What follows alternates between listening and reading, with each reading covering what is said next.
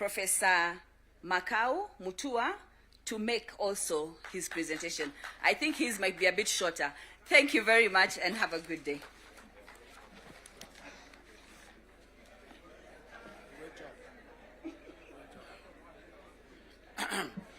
Good morning. Yeah, thank you very much. And I want to say that I've read the mood of the House, and therefore I'll go straight to the point. Your Excellency, the President of the Republic of Kenya, the Right Honorable Raila Odinga, the Deputy President, my friend, Professor Kithure Kindiki, members of both houses here and parties. On August the 6th, the President issued a proclamation to establish a mechanism for the compensation of victims of riots and protests. I want to say that, as we all know, Kenya's democratic space has widened under the 2010 Constitution. As a result of that, our people were able to gather, to debate, to petition, and even to protest. However, some of those protests have turned violent and have become riots. Lives and livelihoods have been affected, and people have lost their lives, and others have been injured. I just want to say that this particular effort itself has very few examples in history, and some of the examples that have been there, which I mentioned, the Japanese Americans who were compensated after they were interned following the Second World War, and of course the compensation of Jews following the Holocaust. The President established a 120-day coordination framework to identify and to compensate victims of demonstrations and public protests. He designated the offices of the Attorney General, Interior, Treasury, and other state organs to work with us. I just want to say that and compliment the President that this is a bold, is unprecedented, and is a historic step in our country in the area of transitional justice. The legal framework, which I think has been debated, but I think which is clear to me, Article 21(1) of the Constitution, of course, provides that the state must protect, respect, promote, and fulfill the rights of the people. Article 37 provides for assembly, demonstration, to picket, and to petition. Article 129(2) gives the executive the authority of a public trust and to serve the people. Article 131(2) provides for the duties of the presidency include those of national unity and the protection of the rights of the people and the rule of law. The proclamation, therefore, which the President made on August the 6th, is lawful, is time-bound, 120 days, and it seeks to establish a coordination roadmap with clear reporting. And so, therefore, the mechanism itself is ad hoc, it is short-term, and it will move quickly and lawfully. The panel that we intend to create will recommend a victim compensation legal framework targeted at amendments to the Victims Protection Law, which right now is not operational and therefore is not viable for this particular effort that we are carrying out. We'll also be recommending a protest law be submitted to both houses to be codified so that we can be able to de-escalate the protests when they take place. The objective here will be that for the future protests should be safer and should be professionally managed so that the outcomes are different and not deadly to our people. As I mentioned earlier, the justification for this effort is a constitutional duty and national unity of our country, as provided for in the provisions that I pointed out. But I also want to say that compensation for victims is just one pillar of justice. There are other pillars, like courts, where matters can be heard. Where verification warrants accountability, we shall be making referrals to the office of the ODPP to ensure that cases can be pursued in courts. This effort seeks to pursue a balanced recognition of harm to civilians and to officers. It does not assign any collective blame, and hence it is evidence-led and seeks to pursue a humane redress for the harms suffered.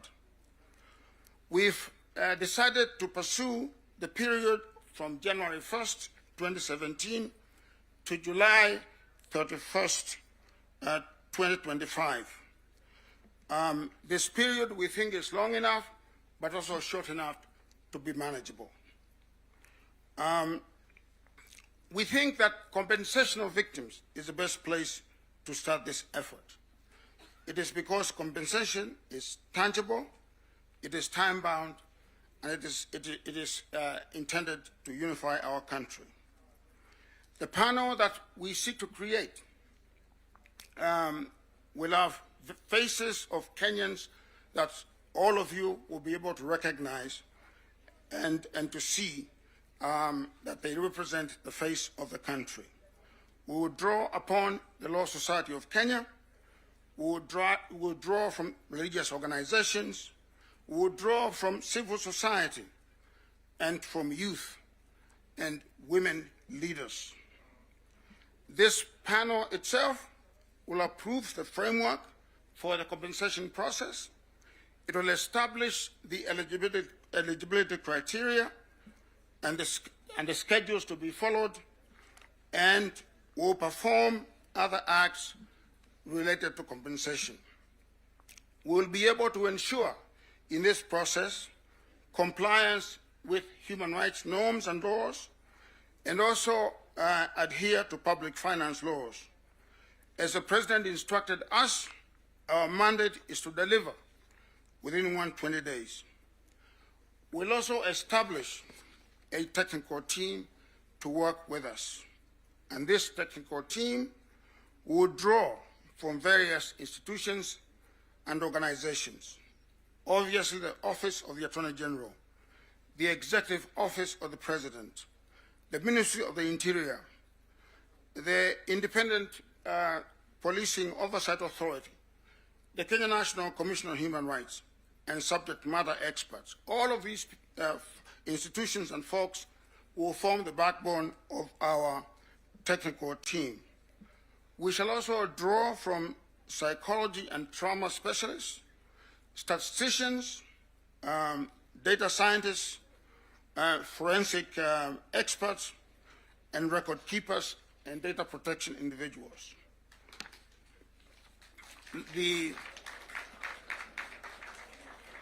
I suppose that is a warning. The Secretariat will be domiciled at the Office of the President. I just want to say that in spite of the steps that I have outlined, that we have made quite a lot of progress in identifying individuals for both teams, for both the panel and also the technical team. And I expect that we shall be announcing this panel by the end of this week. Thank you so much. And we want your support. And we want you to be our ambassadors throughout the country. Thank you very much. Thank you, Prof. Asante. Asante. A hand of applause for Prof and Daktari Agnesani. Professor? Prof.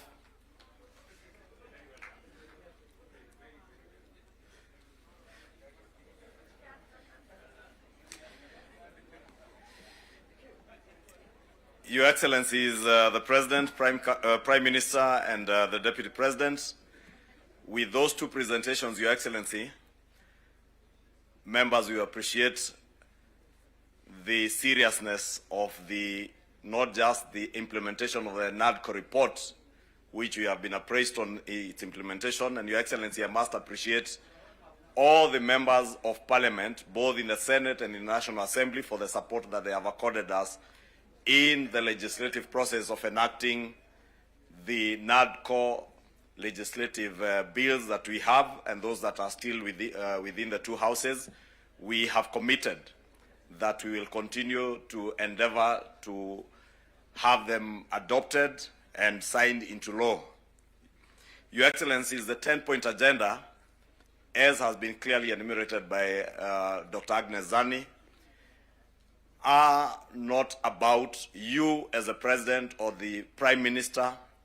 These 10 points are about the nation of Kenya.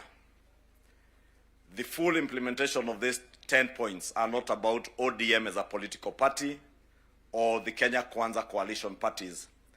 They are about the future of our nation.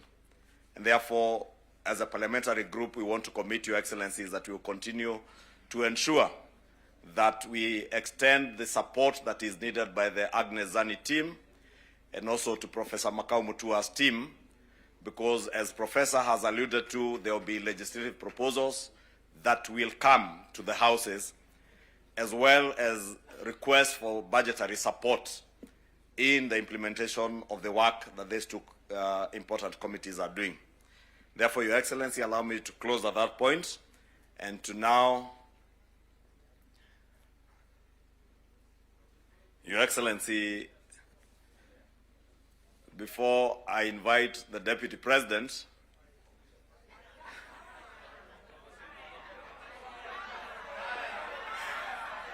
we know whether ni fire si fire, noma si noma.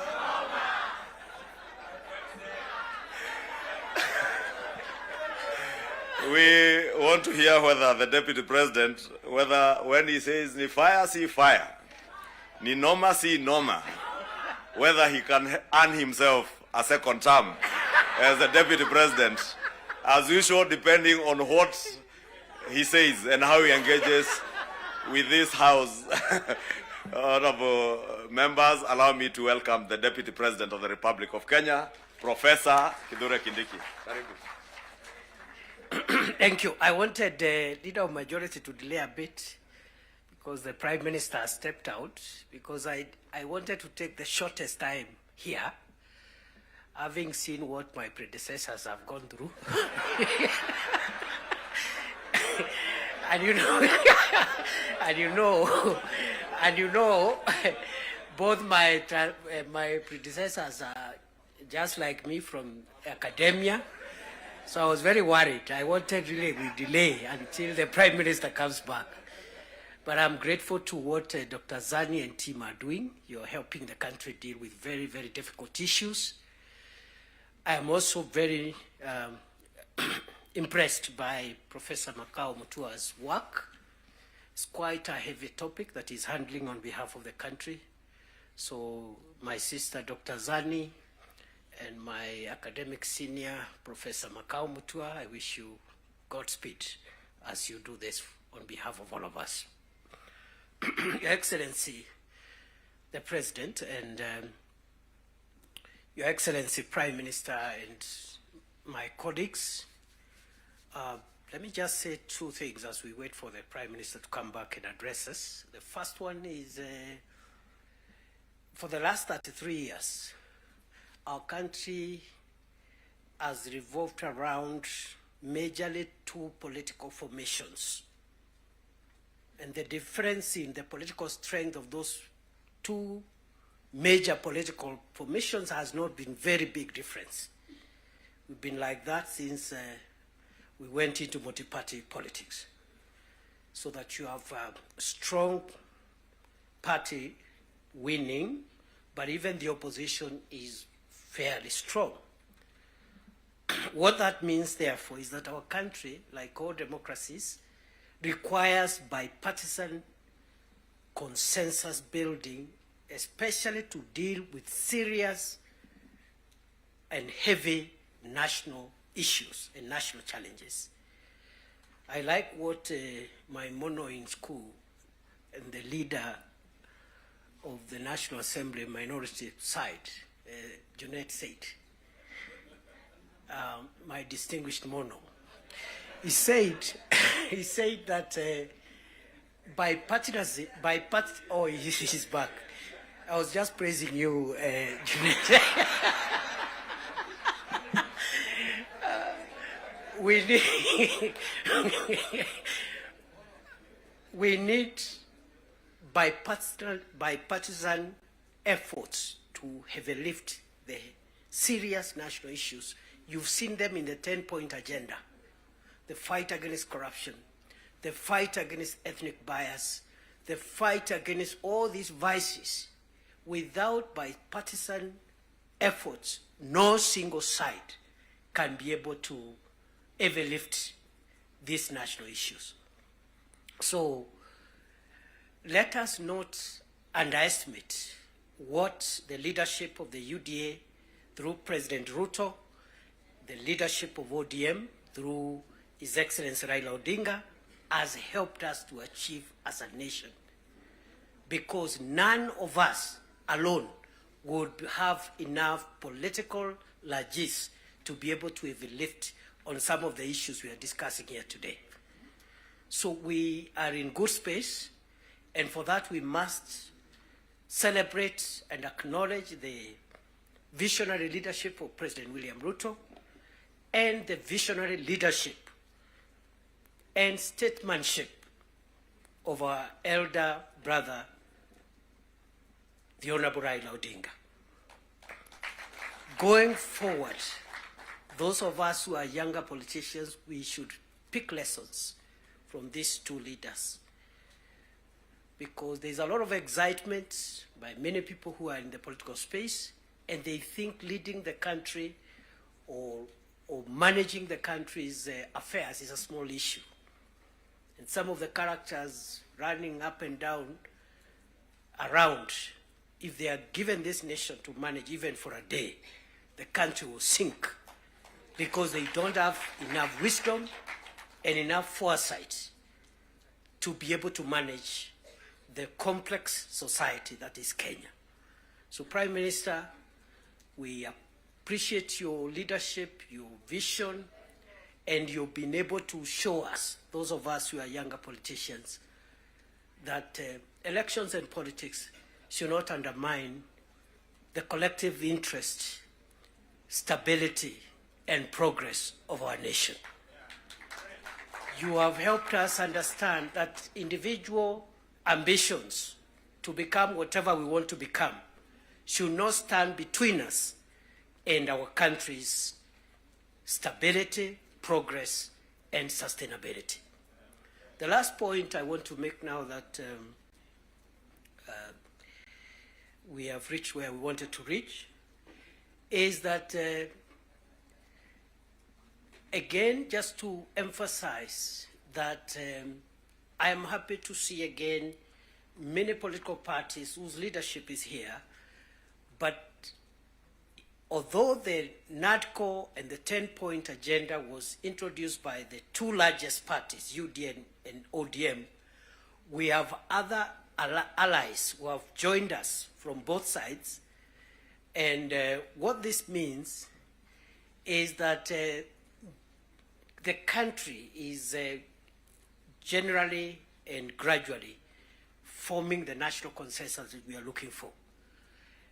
And therefore, for me, the lesson I pick, even looking at the leadership that has spoken here, Stewart Matzayo from Kilifi, Owen Baya from Kilifi, Junaid Mohammed from Migori, Migori and other places, and myself. Those who have felt that perhaps they need space to show their leadership skills, yet they feel their background, their religion, their ethnicity, disadvantages them. Perhaps in a large national party to realize your dream, in a large national party to realize your dream, your potential, and your skills to be tapped than otherwise. And therefore, going forward, as we form coalitions and build our respective parties, let us look towards building national parties as opposed to sectarian parties, because that is where the future of our nation is best assured. So, on that basis, I want to end there, because I saw my colleagues got, I don't know who got no term. I want to end there and wish this meeting all the best.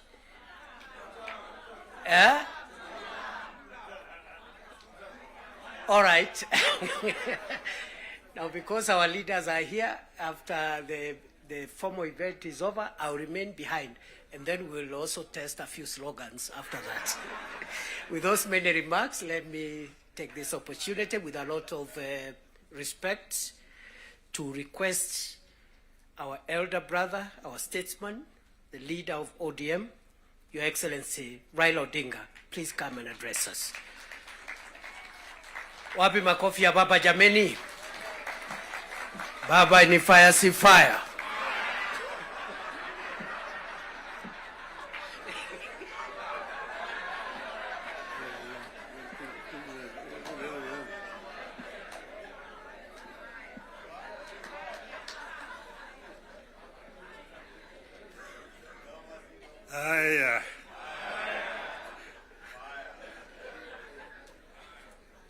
Mr. President,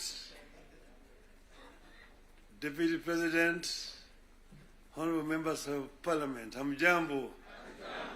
Hamjambo tena.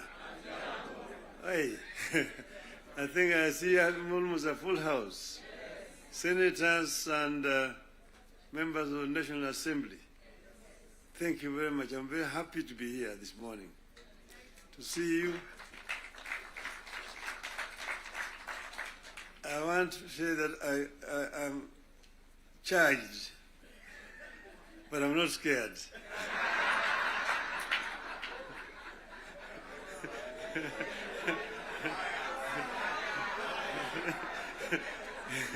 You know, I've been a member of Parliament for this constituency for 20 years. And I used to meet with members of Parliament. I was a Prime Minister. And every Wednesday was a Prime Minister's question time in Parliament. I used to be harassed a lot by members of Parliament. And that's why I'm not scared. But let me begin to say that none of us thought a day would come when protagonists just a year ago would get together to chart a joint way forward for this country. How did we find ourselves together, and why are we here today? One, in life of a nation, there comes a time when danger knocks on the door. It happened in the US during the Civil War that threatened to dismember the USA as we know it today. There's a region today referred to as former Yugoslavia. Yugoslavia existed as a country between 1918 and 1992. Then it fell apart into several countries, including Croatia, Montenegro, Serbia, Slovenia, Bosnia, and Macedonia. The former president of Yugoslavia, the late General Josip Broz Tito, used to say jokingly that I am the glue that is holding this fragile nation called Yugoslavia together. And if I depart, it may disintegrate in several small nations. And true to his prophecy, that's happened today. There's no Yugoslavia. Closer to home here next door is Somalia. In 1991, we were here when Siad Barre was forced to run out into exile where he died. Look at Somalia today. So there are several examples that exist around the world. As leaders, we are supposed to scan the horizon, spot the danger, and act to subvert that danger. In 2024, that last year, we understood that the dark clouds that were gathering over Kenya could have been exciting, but they could also mark the end of Kenya. We decided that it is better to have an imperfect country that is struggling to mend its ways than to have a collapsed one.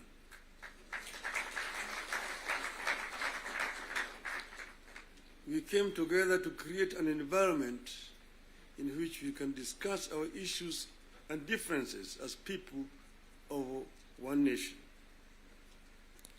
As you know, and as you know here, there are countries that cannot discuss their issues at home. In my life, I've attended many meetings in London, Paris, Istanbul, Washington, name it, where African leaders are ferried to foreign capitals from their own collapsing countries to discuss issues they cannot discuss at home. We go together to spare Kenyan that shame.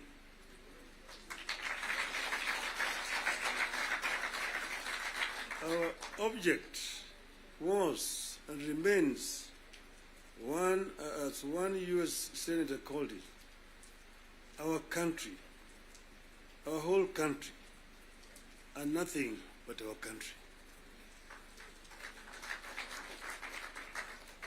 Having stabilized the nation, how have we performed in the intervening periods? How do we do better? How do we move forward in a way that respects the people of Kenya and that shows that we are alive to the circumstances that triggered our coming together and that we are acting on them? That is our object today. And that's why we are here today. We met and decided that we needed to have, for the first time, a joint parliamentary group meeting. We could now discuss with our members of parliament. It's over 2 months ago, I had an opportunity to discuss in this very same place here with the members of the executive. They came here and actually came with the blueprint of the performance, what they had done up to that time, and what they were intended to continue doing going forward. And I was very candid with them in my discussions with them.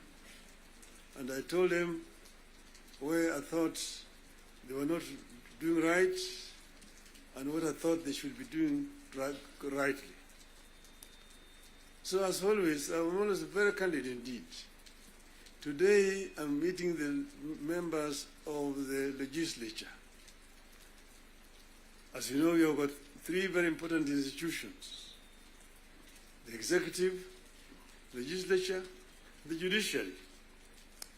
And I'm hoping that in not very far away from today, I will have opportunity to talk to the judiciary as well. So I'm going to be very candid with you people. To talk to you as a former member of parliament. Yes, the leader, Kimani Ichung'wah, referred to the Constitution and told me the issues like NGF and and Senate oversight in the counties is in the Constitution. I want him to cite to me the section of that Constitution that he's referring to. Because as you know, I was very involved with the Constitution, making Constitution of this country. And at another time, I would want to bring Professor Yashpal Gai, who was the leader of that constitution making. And we went through very many issues. We had committees in Bomas of Kenya dealing with various segments of that constitution. The executive was one. Legislature was another one. Judiciary was another one. Devolution, other committee. The devolution was very contentious because we had very many people who did not want the devolution because of what had happened at independence. As you know, we started with the devolved system government, Majimbo. The foundation of Majimbo was actually contentious because it was ethnic-based. The colonialists and the settlers had actually instilled fear in the people that the bigger communities, the bigger tribes at that time, the Luos and the Kikuyus, will lord it over the smaller tribes. And thus the smaller tribes need to safeguard themselves by creating regions and powers so that they can be able to be protected. That was the basis of Majimbo. And it was a very lengthy discussion at Lancaster House. So KANU accepted Majimbo in London, but with the understanding that they would change it after the independence. So after independence, KANU actually started to frustrate Majimbo by not remitting funds to the regional governments. I want to refer you to the Hansard in the Bunge. There's a motion that was moved by the then leader of opposition at that time, the late Ronald Ngala, of censorship of the Prime Minister, Jomo Kenyatta, because he had refused to release funds to the regional governments. You need to read that debate. Ngala moved it. It was seconded by Masini Muliro, who was the deputy leader of the opposition. And then KANU, of course, responded. First Jaramogi, Oginga Odinga, and then Tom Mboya responded to that motion. The motion was defeated, but that debate actually is very historical. And I want to refer you to it. Go and read what it said. Eventually, KANU, of course, had to fold up and dissolve, and then eventually Majimbo was also dissolved through a constitutional amendment. And then what happened was what? They created a Ministry of Local Government, which was given a lot of powers. Ministry of Local Government. So the Minister of Local Government became an executive minister, just like a Minister for Finance under that constitution at that time. And now they were county councils down there that we capped 265. But then they could not do anything without authority in writing from the Minister of Local Government. So we had all these documents when we were there at Bomas. But then we said we wanted to give more autonomy to the counties so that service delivery could be better improved. We came up with regions at Bomas of Kenya. But there are people who really opposed devolution. The chairman of devolution in Bomas was called Dr. ODM-Kenya. He addressed the audience at Bomas, and by the time he finished talking, everybody said that man should be the chairman of that committee, and became the chairman of the committee. And he conducted the matter so well and so effectively that he became a marked person. What did they do to him? In broad daylight, around 11 o'clock, on Ngong Road there, off Ngong Road, in his residence, they sent assassins, and in the presence of his children, they shot him and killed him. The assassins of Mumbai were arrested. Eventually, they were released. So I just want you to know that the revolution has got very many people and very powerful people in this country today. Then, after that, because you know that ODM is a product of constitution making. And one of the founding members of ODM is sitting here with you. The other one is the former president, who is a member, and quite a number. We are going to have the 20 years of ODM in October, and all the founding members are going to be invited.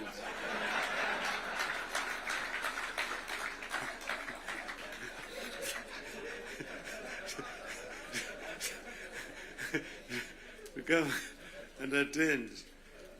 Now, you see, we said that we want, we give clear, responsibilities. The executive, the legislature, and the judiciary. And the legislature is supposed to make laws that the executive uses to run the country. And the judiciary is then there to ensure that in implementation of these laws, the executive is not overreaching or violating the law of the Constitution. But then, so the work of Parliament is representation, legislation, and oversight. Very clear, it's written there in the Constitution. Parliament is not supposed to be implementing. Parliament is supposed to be oversighting. It's not oversighting. And secondly, there is only two levels of devolution. There's, national and one level, county. Constituency is not an element of devolution. Devolution remains at the county. Down there, the constituency, the county government does implementation of the projects. I'm saying, correct.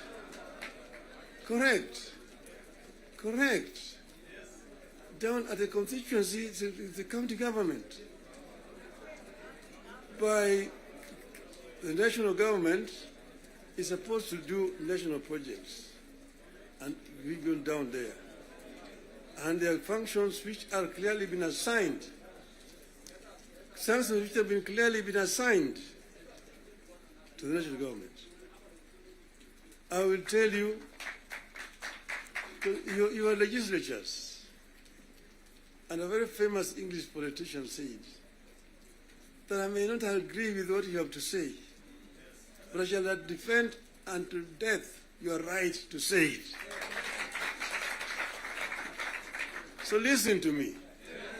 Let me say it. And then you'll have a chance to come and respond. So I'm telling you, I know that sometimes the truth is very bitter. I was there, and we discussed with the Karue when he was moving around to bring the CDF.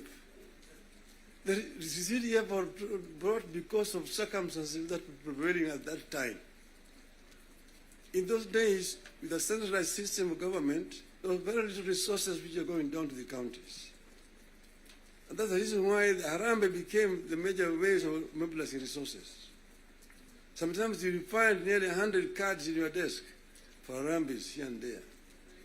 Whenever the president moved around, we'll go around to counties, to the districts.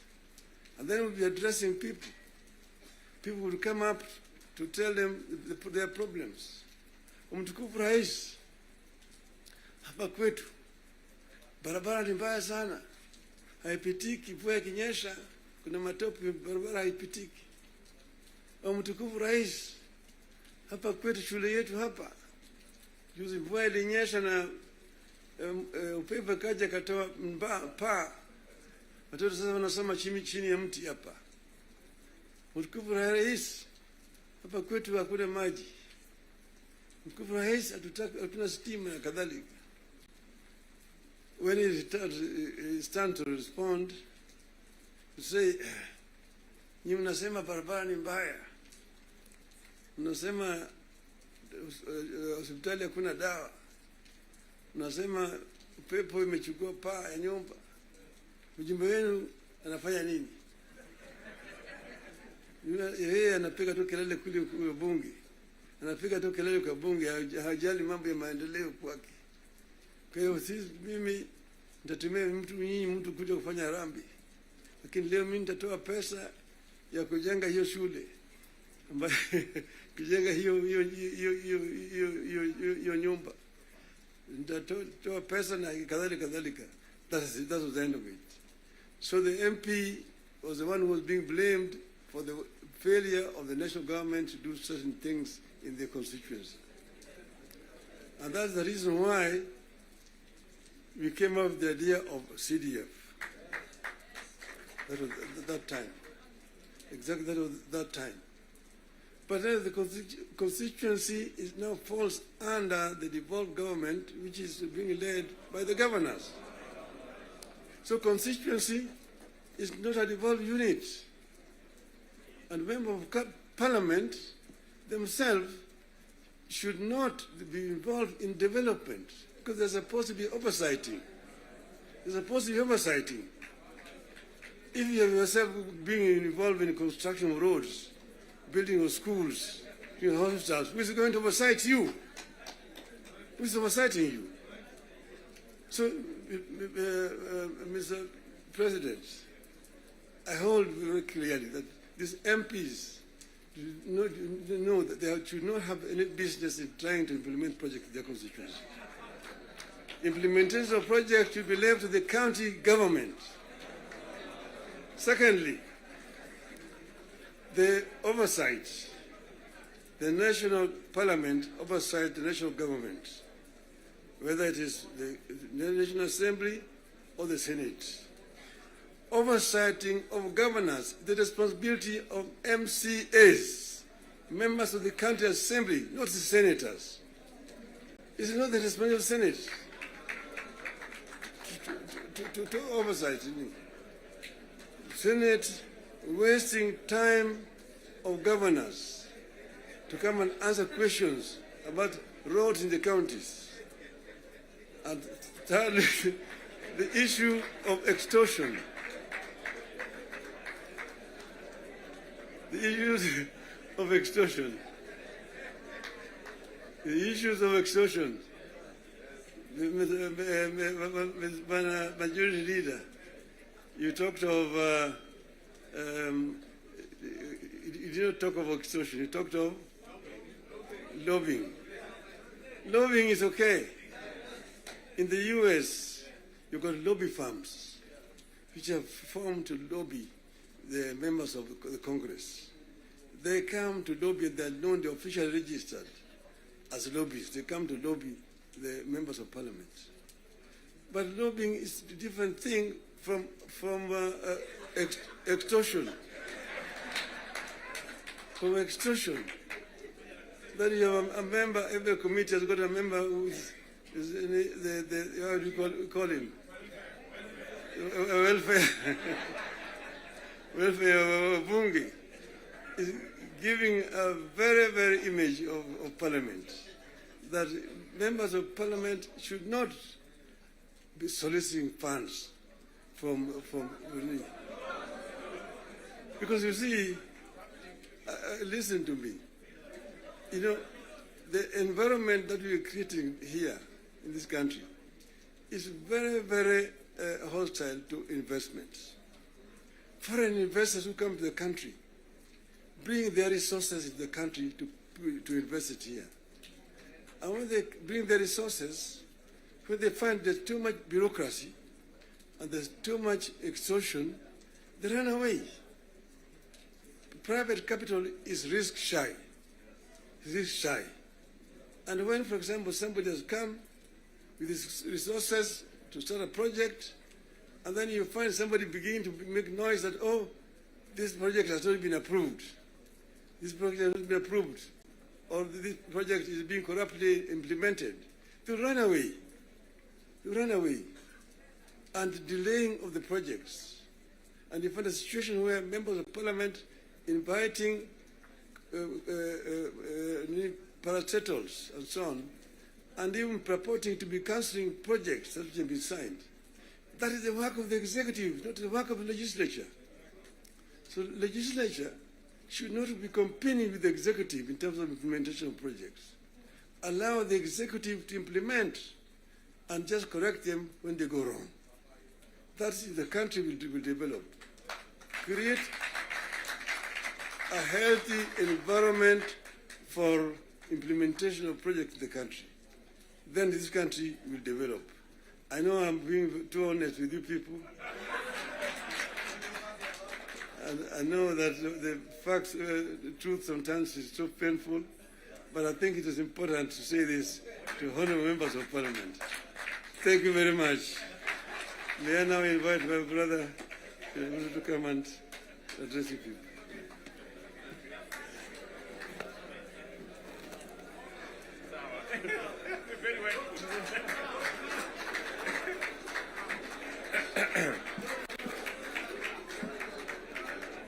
Thank you very much, the Right Honorable Prime Minister Raila Odinga. Ladies and gentlemen, let's take our seats. Thank you very much.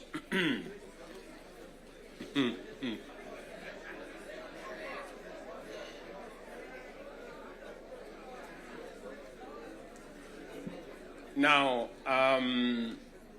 honorable members,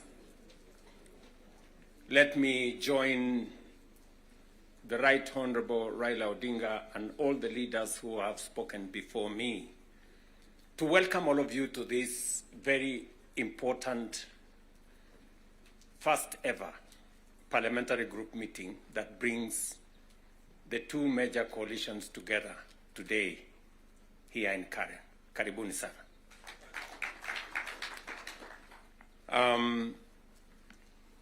The Right Honorable Raila Odinga has given us the context of why we are meeting here. I really would want to add not so much, because he has ably contextualized why we are meeting here today. That we have a nation to look after and we have a nation to protect, and there are options that are available to us,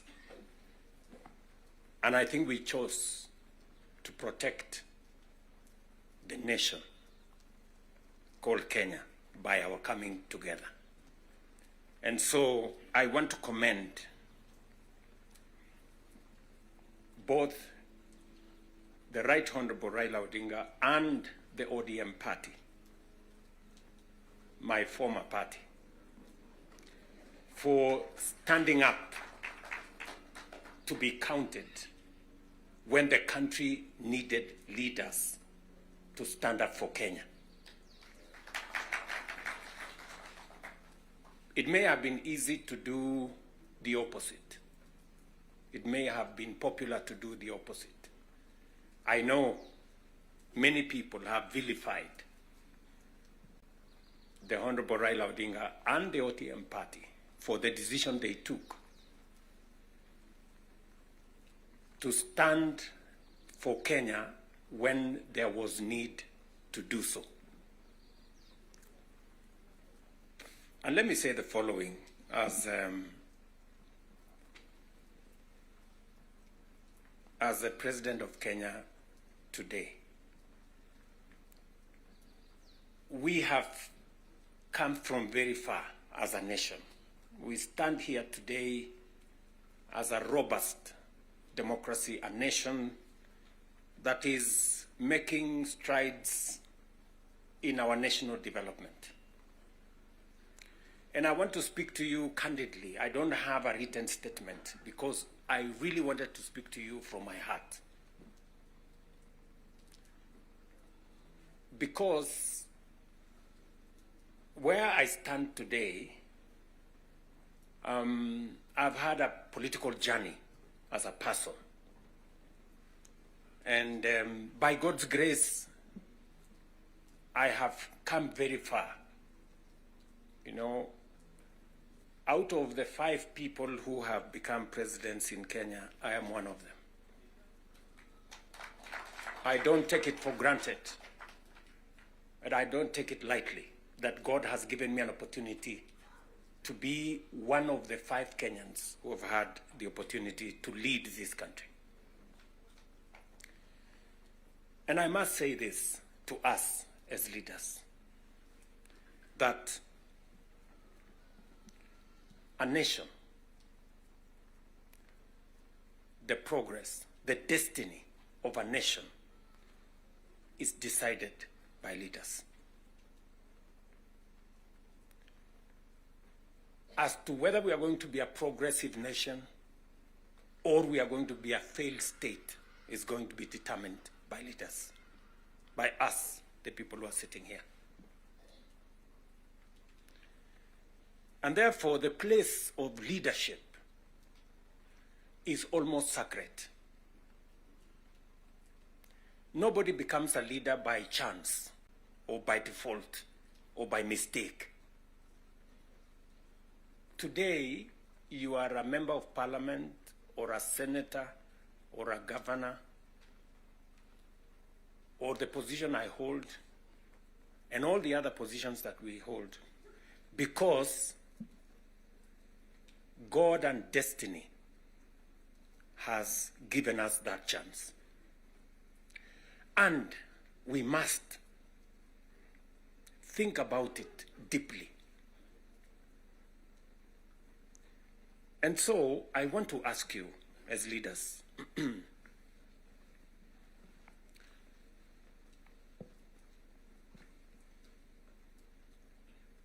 Honorable Prime Minister has given us a history of countries. I will add to that list 2 countries. Singapore and Kenya were the same countries 60 years ago. Malaysia and Kenya were the same 60 years ago. But today, we play in different leagues. They have managed to progress to the first world. We are still where we are. The difference between what Singapore has become and what we are is leadership.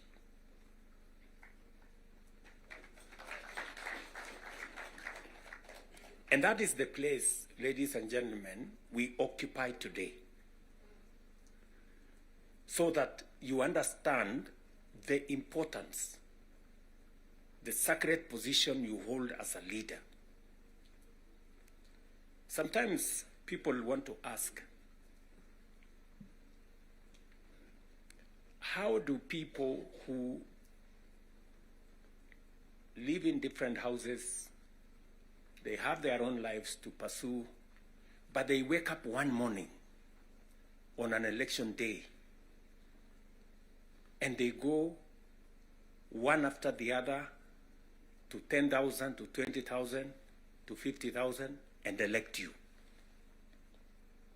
You are not special. But it is a moment that God has given us as leaders.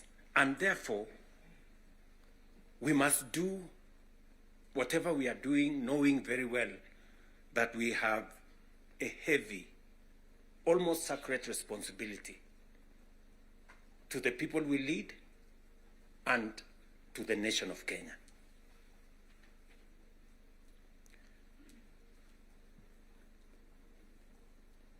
And it is not that we don't know what we should be doing. We all know what we should be doing. It is not that we have shortage of ideas. It is not that we have shortage of what we need to do. In fact, I dare say we have some of the very best ideas. We have very good manifestos all the time. And in fact, if you look at, and I keep referring to this, if you look at the manifesto of Kenya Kwanza and the manifesto of Azimio, the difference is hardly 20-30%, 70%. We share what we think should be fixed in Kenya. But politics somehow has taken our country hostage, that we cannot do what we all know we should do.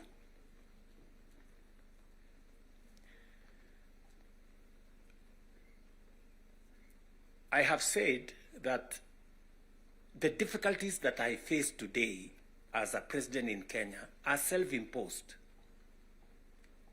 You know, I imposed on myself all these difficulties. Implementing the new funding model, implementing SHA, implementing housing, doing all those things. If I hadn't done any of those, I would be a very popular person, and but the country would not have moved anywhere. I am confident that if Raila had become president, he would be doing what I'm doing. Yes. He would be implementing SHA. He would be implementing housing. He would be doing reform in the education. He would be doing reform in agriculture. I know that for a fact, because I have been in his school of leadership. That's the correct position. And he would be as unpopular or as he'd be having the same difficulties that I have today. But these are necessary for Kenya to change. Friends, we cannot change the country otherwise. And that is why he has the courage to stand here and tell you, let us stop the extortion. Yes. Very few leaders can stand here and tell you to stop the extortion that is going on in Parliament. I'm telling you the truth. Very few leaders. Because we like making peace with mediocrity. Oh, you know, and trying to explain things that we shouldn't be explaining. Now let me ask you, friends, you know, we are all friends here. Yeah, we are one team, or so I guess. This fellow who is called chairman of welfare in committees, what is their job? What is their job? Extortion, that's it. And that is what Prime Minister is saying. You know? You know, what is Sokohuru? What is Sokohuru? Tell me, what is, you know Sokohuru?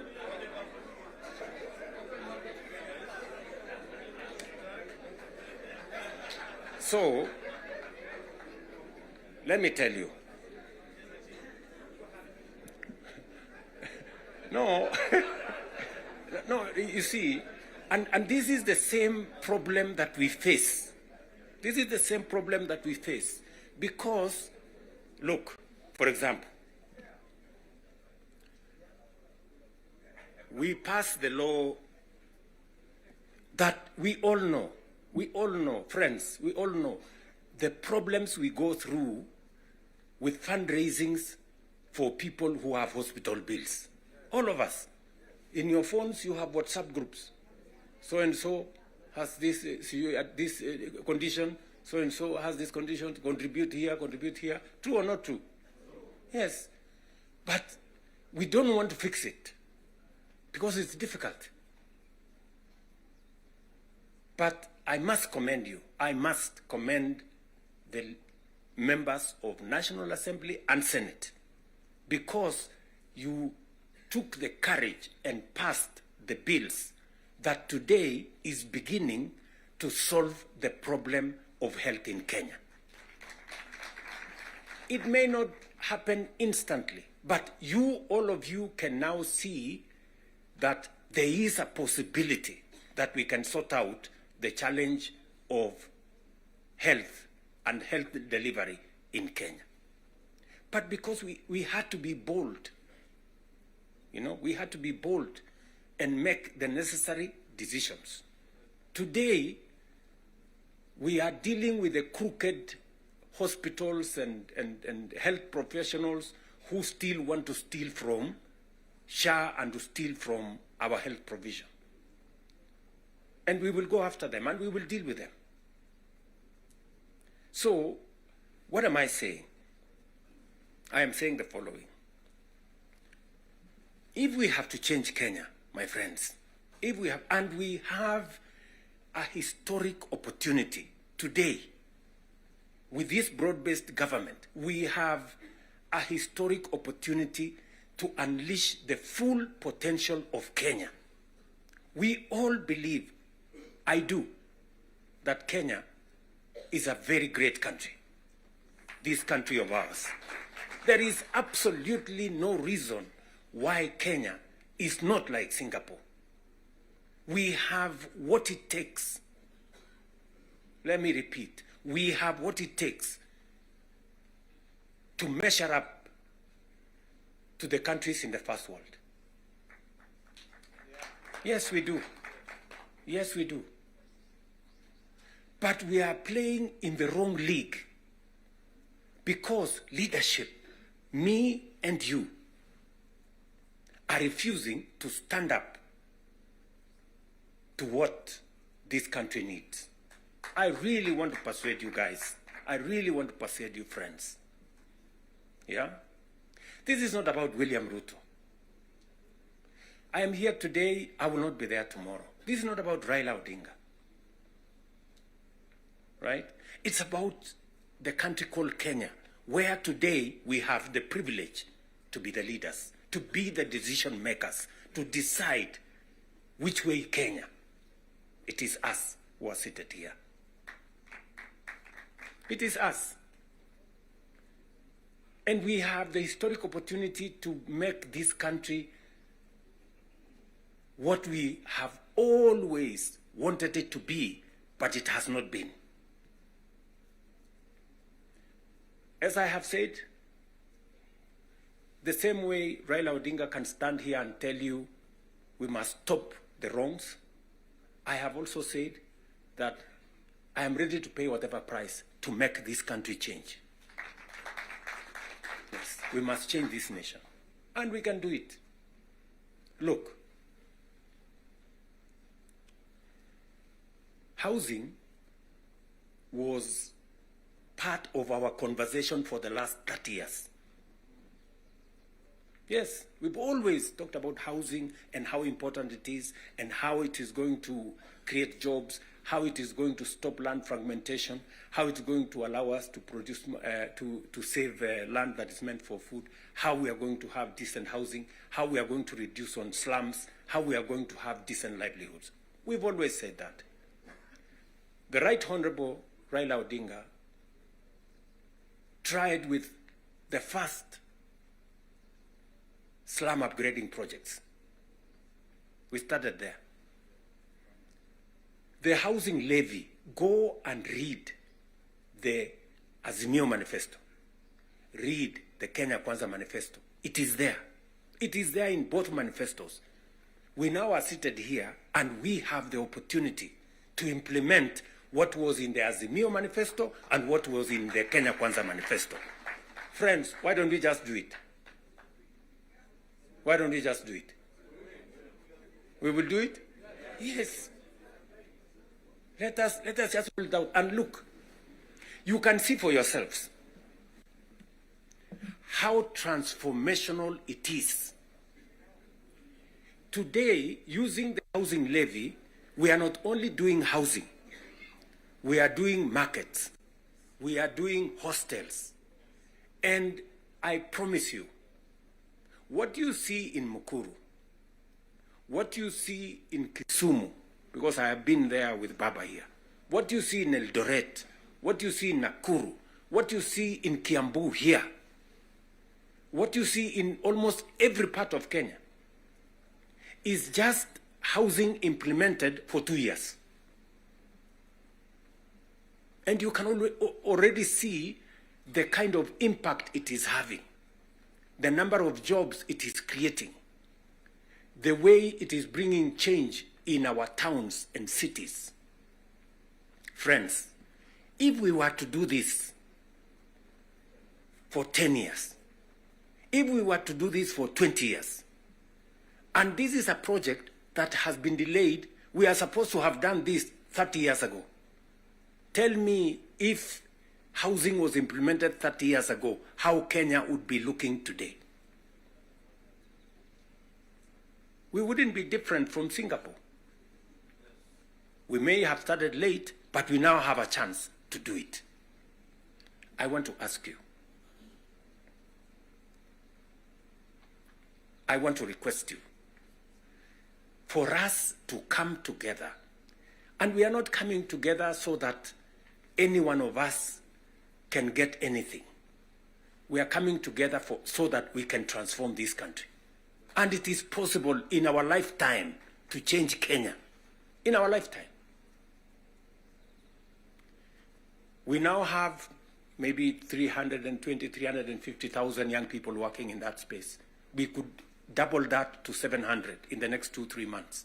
We could scale up that to 1 million by next year. And we can energize the transformation of our country. That is why we are sitting here. That is why Baba and I have called this PG. Baba has told you we are here for Kenya. I am buttressing what we are saying, what he is saying, by telling you what we can achieve together. What we can do in our agricultural transformation. If it was not for the broad-based, for example, we wouldn't have had the kind of change that is required in our sugar sector. And I want to tell you, watch this space. In just 2 or maximum 3 years, Kenya will be a net exporter of sugar. Just 2 or 3 years. This country, which perennially we have been looking for safeguards from COMESA. Every year, we are looking for safeguards from COMESA. We are spending public money to go and pay for sugar, to go and pay for farmers, to go and pay for workers who don't work for government, just because we couldn't bite the bullet and tell the crooks there to get out. Now we have told them to leave. And I want to promise you, I want you to hold me to it. We are going to change the sugar sector. We are going to change the coffee sector. You have already seen what is going on in coffee. There is still a little bit of pushback, but we will deal with it. And on and on and on, and we can transform our whole agricultural sector. Just the little interventions that we have done standing together. You people in Parliament making sure that we are subsidizing production. And I must commend, Parliament has always provided money for us to support the production of the country, either through fertilizer or seeds or other interventions when we have brought it to Parliament. So you're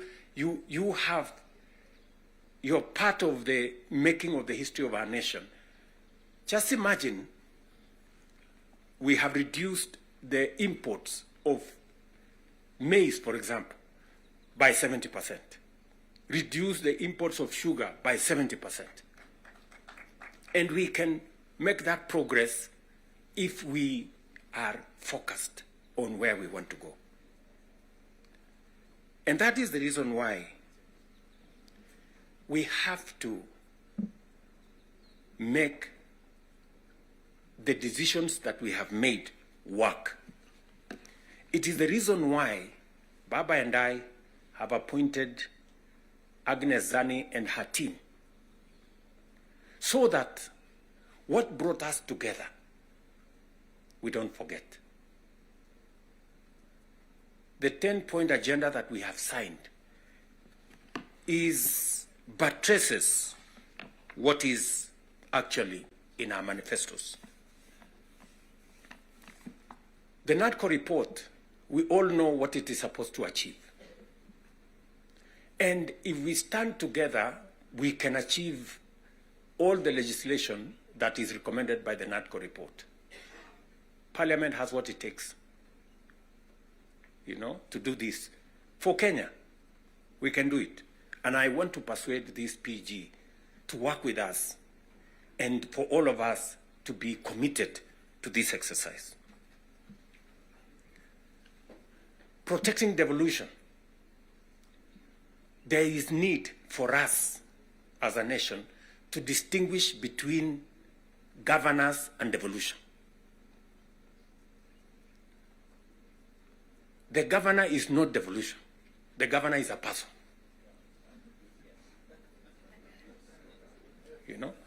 Devolution is about the people. It is not about the governor. And we can deal with the governor without disrupting devolution, if there is need to. But what is sacrosanct, what is constitutional, is that we must get local people, development, to be at a local level as much as is practically possible. I agree with the Right Honorable Raila Odinga, because I was in Parliament when NGCDF was passed. And the principle was right, because there wasn't any meaningful resources getting to the grassroots. And the big push for devolution in the constitution-making process was 3 principles: making sure that resources get to the grassroots, making sure that there is representation at the grassroots, and making sure that accountability is also at the grassroots. So we need a conversation. There are legitimate concerns on how resources are being spent at the counties. There is. We cannot also run away. There is legitimate concern. Let me ask, for example, the latest Sokohuru in the Senate.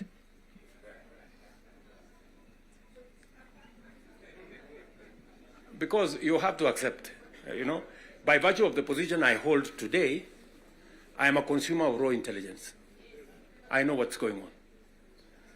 Where does somebody find 150 million? Where? Huh?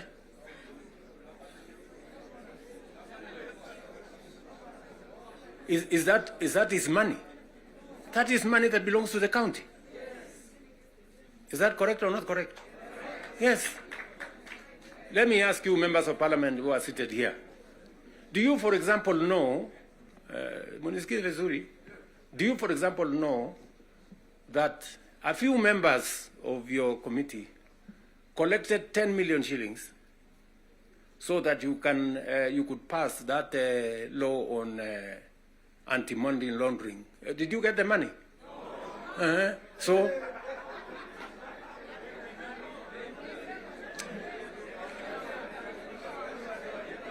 So, going forward, si tunataka tukubaliane, si we are one team. Yes, there are people who are destroying the credibility of Parliament. And they are collecting money in the name of Parliament. And some of the time, or most of the time, that money never gets to Parliament, it gets to a few people. We are not going to shame them. We are going to arrest them. Yes.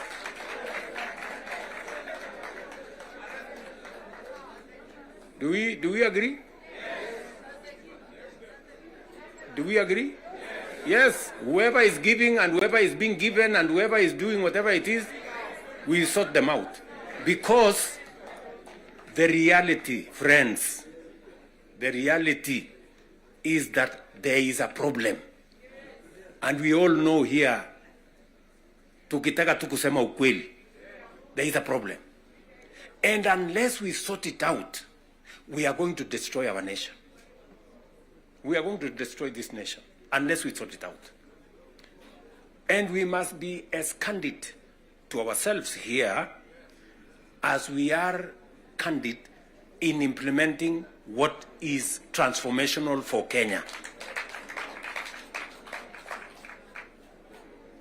Tunaelewana? Now, let me say this. We must make sure that we get resources to the grassroots, but we also must make sure that the resources that get to the grassroots is used for the people, not other ways. And so we must do for the national government as well. In our 10-point agenda, we have discussed about the young people of our nation and how we need to protect their livelihoods. I want to ask the leadership seated here today, members, I want to persuade you.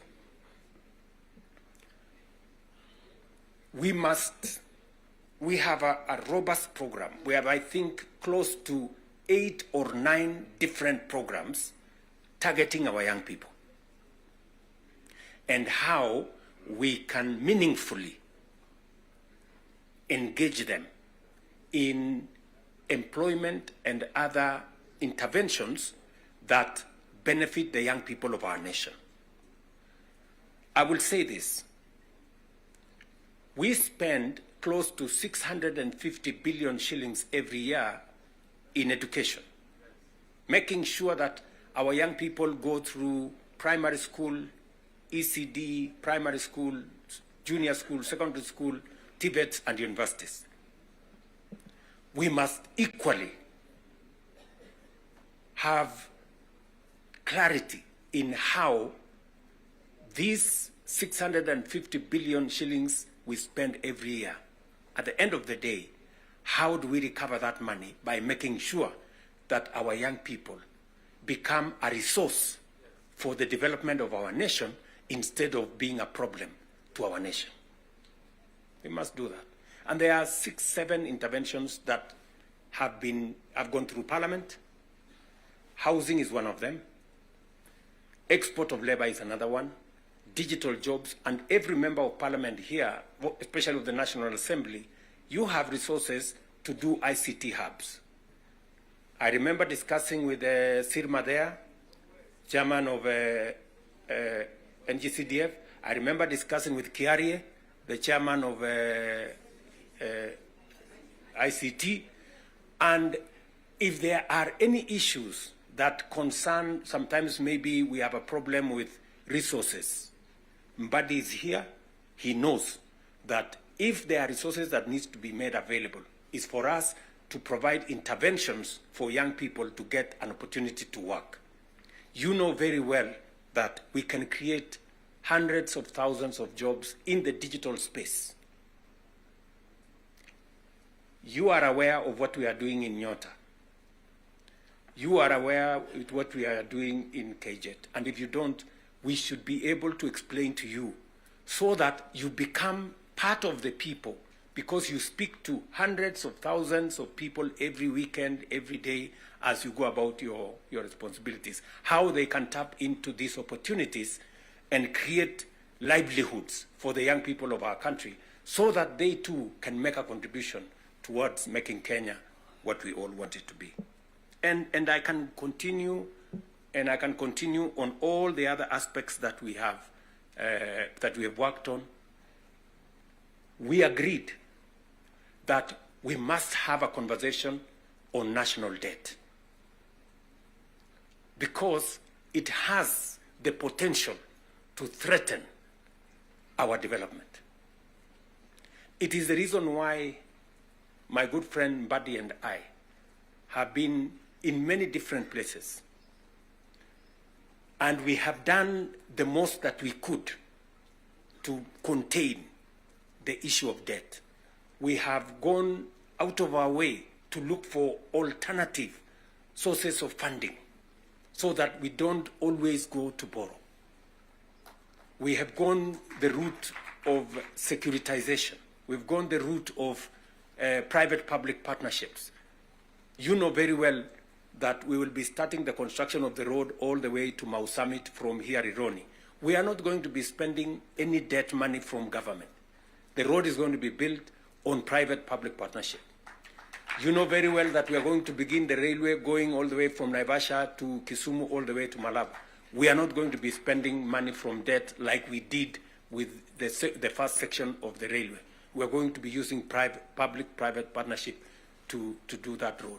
And many others that we have, we are thinking outside the box so that we can craft alternative mechanisms of delivering on public infrastructure or public goods without necessarily endangering the country with national debt. So we are working at it. It is part of the recommendation of the 10-point agenda that we must deal with. And we are seized with that matter. We will be giving, Mbadi and company will be giving a report to Zani's committee on what practical steps are we making to respond to the issues in the 10-point agenda. What are we doing about the young people? We will be able to tell Zani and the PG should be there to monitor what we are doing so that we not only do it for us, but we also do it for the people that we represent. And finally, because I do not want to belabor the point, I said we have a historic opportunity. It is not always that protagonists come together to look at the greater interests of the country. But God has given us this opportunity. And I must commend Baba here, because very few leaders have the courage and the mettle to withstand criticism and stand for the nation. Very few people. Very few people. Many people look for what is convenient, what is popular, even if it is wrong, and they want to pander to it. But when a nation's destiny is at stake, you need statesmen, you need people who have the courage to put Kenya first and everything else secondary. So, what am I saying in conclusion? I am saying Zani and team have a job to do. They will be briefing Right Honorable Raila Odinga and myself on what needs to be done. We will be able then to guide what will be happening, what the executive need to do, what the legislature, the role the legislature need to play, and the role others may need to play. And as we do that, we will need another opportunity to be granular. Today was the first occasion for us to deal with this. But down the road, we need to bring the members of the executive, at least the ministers, to come so that we can have a meeting of minds between the executive and the legislature on matters that are of national importance. Further down the road, we may need that engagement. Maybe not in a sitting like this, maybe we can organize a retreat for 2 or 3 days so that the questions I see members of parliament asking on some of the programs, we can fully understand the import of the programs we are running, what they are meant to achieve, the transformation that is supposed to happen, and how we position ourselves to make sure that we provide the push necessary for that transformation to happen. Again, focusing on the greater picture, the bigger picture of our nation. So, ladies and gentlemen, I want to say thank you very much for coming for this session. I know we will listen to you by way of feedback on some of the things that you want us to respond to. We are here because we are one team and we want to succeed together. And we want to make sure that none of us is left behind. Are we together? So, mimi nimesema asante sana. If there are any questions directed to me, I will be willing and ready to answer. If there are some directed to any one of us here, we will be able to answer.